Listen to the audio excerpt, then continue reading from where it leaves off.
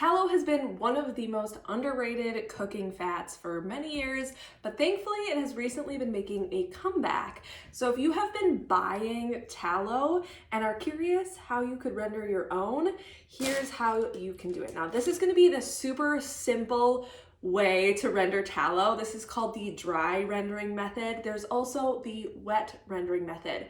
Now, if you're going to be using this primarily for cooking, like I am, dry rendering is just fine. If you're looking to really remove a lot of the beefy smell and flavor, like if you're going to be using it for skincare products, then I recommend trying the wet rendering method. But this method is super simple. You're still gonna get a great, delicious cooking fat that stores well, and it's going to be very easy. So let's get started.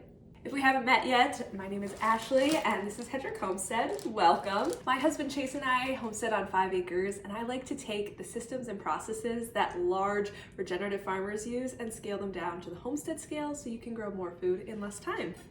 And with this tallow, this is actually not beef that we grew ourselves. I have yet to raise my own beef, but this is beef that we got from a local farm. So the first thing you need is fat. Now, if you don't raise your own cows, what you can do is buy a quarter cow or a half cow or a whole cow from a local farmer and ask to get the suet fat back. Now, the suet fat is going to be the internal fat that's around the organs. It's going to be the cleanest, best fat for this process.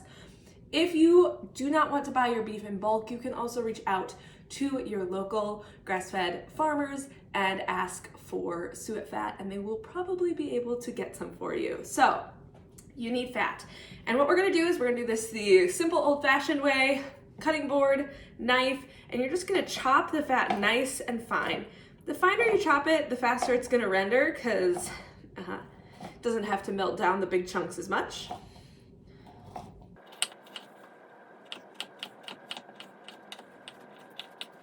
Once you've got some fat here, we're gonna put it into our pot. Now, this tutorial is on how to make it with an Instant Pot.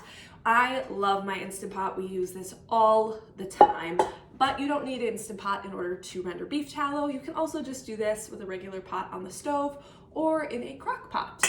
So we're gonna put our fat into our Instant Pot here.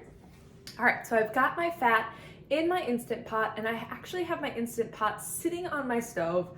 The stove is not on, just so that I can turn on my vent here, because after all, you are rendering beef fat. It is gonna smell a little beefy, and this is an all-day process. Now, you can decide a little bit how fast it goes, so there are a couple options for you.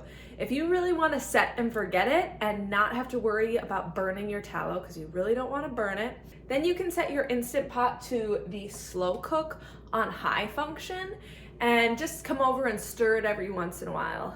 The nice thing about that is you can set it for multiple hours. You don't really have to look at it, especially in the initial phase where it's like melting down. Now, if you'd like to have this go a little bit faster, you can have it set to the saute level 3. And you just have to keep an eye on it and pour off the melted fat so that it's not going to burn. What I'm doing today is I'm setting this on the slow cook high function for the morning to really start to like slowly cook down the fat. And then I'll bump it up to the saute level 3 in order to finish it off and really be able to start like pouring off the fat. So I'm gonna let this sit here. I'm gonna let my vet hood run, and we'll check back again in a few hours. All right, so you can see this is really starting to melt down now. So now's when I'm gonna pour off some of the tallow and then bump up the heat just a little bit so that I can start pouring off. Now I'm gonna have to be a little bit more involved, but it will help the process go a little bit quicker. When I pour off the tallow, I'm going to use a mesh strainer and pour it into this glass bowl. Now I will be freezing some of this tallow to really help it last a long time.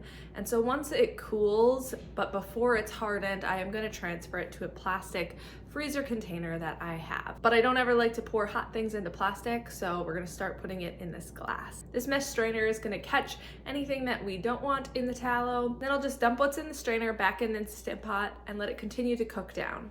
All right, it is the end of the day here, and you can see all we have left are these fatty chunks and I'm not getting any more fat to melt off of them. These are cracklings. Now you can actually keep and eat these. You can put them on top of baked potatoes or other savory dishes, and they're just like little crispy fat chunks. So I like to keep these and pop them in the freezer for use in future meals. Thank you so much for coming along with me today as I dry rendered my tallow. I hope this was super helpful. If you have any questions, please put them down in the comments. And if you would like written instructions on this process, you can check out the blog post that accompanies this video. I will put the link down in the description. Until next time.